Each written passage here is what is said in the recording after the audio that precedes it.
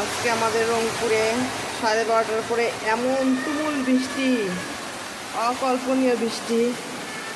দেখো বৃষ্টি, অনেকে বৃষ্টিতে ভিজছে, নিচে আছে, উপর থেকে দেখা যাচ্ছে না।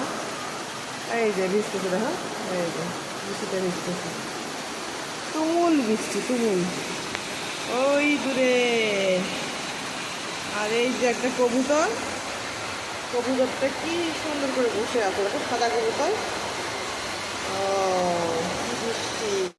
বন্ধুরা, আমার এই মেহেদি গাছটা একদম ভিজে গেছে, আর আমি বারান্দায় এভাবে তেজপাতা রাখি।